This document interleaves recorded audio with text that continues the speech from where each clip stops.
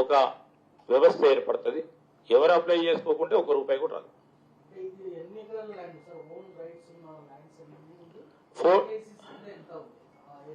IAC కింద ఏముండదు.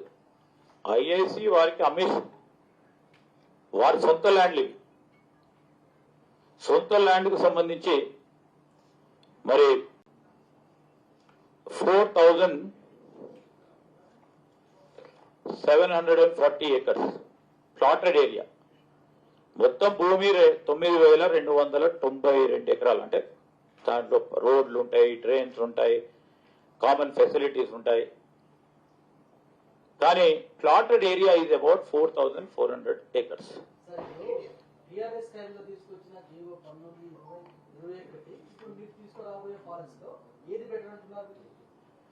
వారు అది మంచి క్వశ్చన్ అడిగినాం. ఇక్కడ వారు తీసుకొచ్చిన జీవో లీజ్ ల్యాండ్స్ పైన. లీజ్ అంటే ఇంకా ప్రభుత్వానికి హక్కులున్నాయి. ఇది ఫ్రీ హోల్డ్, సొంత భూములు. మీరు చిన్న పరిశ్రమలు పెట్టుకుంటే మీరు ఆ రోజు ఐఏసీ నుంచి కొన్నరు, పూర్తి స్థాయిలో సేల్ రిజిస్టర్ అయిపోయింది, మీ హక్కులంతా మీకే ఉంటాయి. ఇది ఫ్రీ హోల్డ్ ల్యాండ్, అది లీజ్ ల్యాండ్. ఆ లీజ్ ల్యాండ్ కు సంబంధించి మీరు ఆ లీజ్ ల్యాండ్ లో అప్పుడున్న ఎస్ఆర్ఓ ప్రకారం మీరు అంటా ఉన్నారు, అప్పుడున్న మార్కెట్ వాల్యూ ప్రకారం 100 times చేసిన వాళ్ళు, అప్పుడున్న రిజిస్ట్రేషన్ వాల్యూ ప్రకారం లీజ్ ల్యాండ్ ని 100% చేసినామని చెప్తున్నారు. ఎవరు హక్కులు ఎవరికైతే ఉన్నాయో వారికి 30 అని మరి 50 ఒక 2 స్లాబ్స్ పెట్టి సైంటిఫిక్ గా, అంటే శాస్త్రీయబద్ధంగా రేపు ఉపయోగపడే విధంగా పాలసీ తీసుకొచ్చినాం. ఏదో పాలసీ తీసుకొచ్చినాం 2 రోజులు గొప్పలు పత్రికల్లో మాట్లాడుకోవటానికి కాదు, ఇంప్లిమెంటేషన్ లో సరిగ్గా ఉండాలి అనే అంశం మీద మా స్పెషల్ చీఫ్ సెక్రటరీ గారు, ఇండస్ట్రీస్ కమిషనరు, హెచ్ఎండిఏకి సంబంధించిన కమిషనరు, అదేవిధంగా ఎండి ఐఏసీకి సంబంధించిన వారు ఆ పారిశ్రామికవేత్తలతో సంబంధించి వారి సంప్రదింపులు చేశారు. సంప్రదింపులు చేసి ఒక రేషనల్ పద్ధతిలో శాస్త్రీయబద్ధంగా తీసుకున్న నిర్ణయం. సరే, నేను ఇప్పుడు మీరు అడిగినట్టు రెండింటిని వారు కన్ఫ్యూజన్ చేసి ప్రజల్లో పెట్టేశారు. ఒకటి లీజ్ ల్యాండ్, ఒకటి ఫ్రీ హోల్డ్ ల్యాండ్. ఒకటి సొంత భూములు, ఇంకోటి ప్రభుత్వ పరంగా ఇచ్చిన లీజ్ ల్యాండ్ ప్రకారం వారు గత ప్రభుత్వంలో వారి ప్రభుత్వంలో లీజ్ ల్యాండ్ కు సంబంధించి వారే ఫ్రీ హోల్డ్ చేసిండ్రు. ఇప్పుడు సొంత భూములకు సంబంధించిన ఫ్రీ హోల్డ్ చేయాలి. దానివల్ల అక్కడ ఉన్న పారిశ్రామికవేత్తలకు కానీ ఆ ప్రాంతవాసులకు సంబంధించి ఒక కన్జర్వేషన్ జోన్, అదేవిధంగా కలుషితమైన నీరు, గాలి, పరిసరాల ప్రాంతంలో అంతా ఆవాసాలు ఉన్నాయి. వాటికి సంబంధించి ఒక ప్రోగ్రెసివ్ నిర్ణయం తీసుకుంటే ఈరోజు వారు చేస్తేనేమో లీజ్ ల్యాండ్ లో చేస్తేనేమో కరెక్ట్ అట, సొంత భూములకు సంబంధించి వారికి వెసులుబాటు కలిగిస్తేనేమో తప్పట. అసలు లీజ్ ల్యాండ్కే మీరు ఇచ్చిండ్రు. ఎవరికైతే సొంత పట్టాలు ఉన్నాయో వారికి వెసులుబాటు కల్పించాలనే చేసే ప్రయత్నం చేస్తే అది తప్పు అని తీసుకొచ్చి ముందుకు పెట్టే ప్రయత్నం చేస్తా ఉన్నారు. ఇలాంటి సత్యదూరంగా, అంటే పాలసీ ప్రకారంగా వారు తీసుకున్న నిర్ణయం ఒక మంచి ఉద్దేశంతో తీసుకున్నారని, ఆనాడు మేము ఆ పాలసీ నిర్ణయం ఈ విధంగా తీసుకున్నారని అనుకొని ముందుకు పోతే దీంట్లో ఈ విధమైన అర్థం ఉంటది అని చెప్పగానే చెప్తా ఉన్నారు. అప్పుడు చేసిండ్రేమో.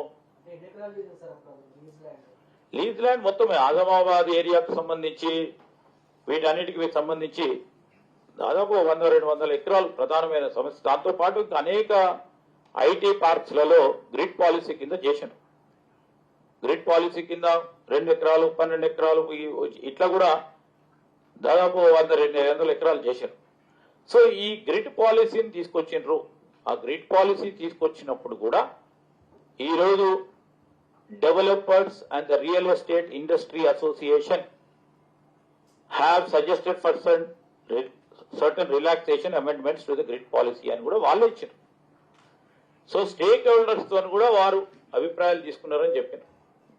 మా డిపార్ట్మెంట్ కూడా స్టేక్ హోల్డర్స్ తోనే అభిప్రాయాలు తీసుకొని వారికి ఒక వెసులుబాటు కలిగియాలి. దానివల్ల కూడా రాష్ట్ర ప్రభుత్వానికి నిధులు సమకూరుస్తాయి.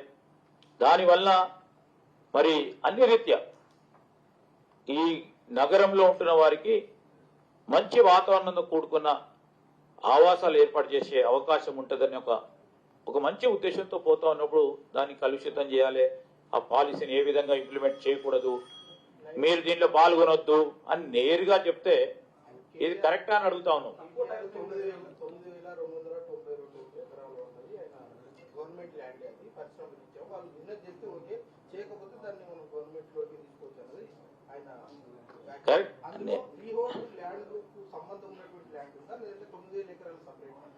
ఇప్పుడు అదే చెప్తా ఉన్నాం బ్రదర్. 9,292 ఎకరాలు ఈ ఏరియాస్ అంతా ఇండస్ట్రియల్ ఏరియా. దాంట్లో ప్లాటెడ్ ఏరియా ప్లాట్ చేసి ఇండస్ట్రీస్ కి ఇచ్చిన ఏరియా 4,740 ఎకర్స్.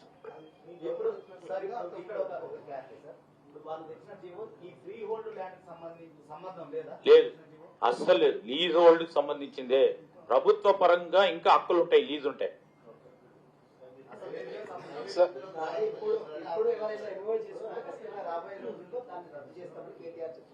ఇప్పుడు పాలసీ రద్దు చేయాలి, ఏ ప్రభుత్వ పరంగా రాబోయే రోజుల్లో వాళ్ళు వస్తే కదా మాట్లాడిన తర్వాత అది విషయం. కానీ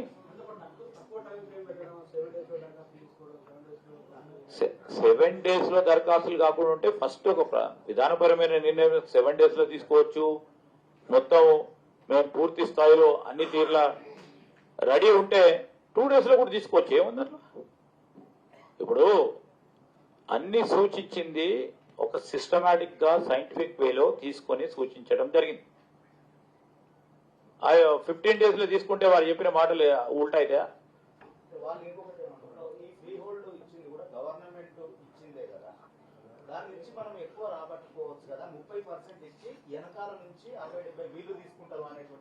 ఎవరైనా 60-70 ఇచ్చినాక వాడు గవర్నమెంట్ దగ్గరికి వస్తాడు.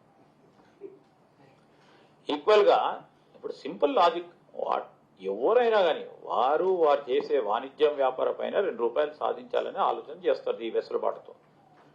కానీ దాంట్లో ప్రభుత్వంని పెట్టి దీన్ని దుష్ప్రచారం చేయాలనేది కరెక్ట్ కాదు. వెనుకకి ఇచ్చేది ముందుకు ఇచ్చేది ఎవడని ఎందుకు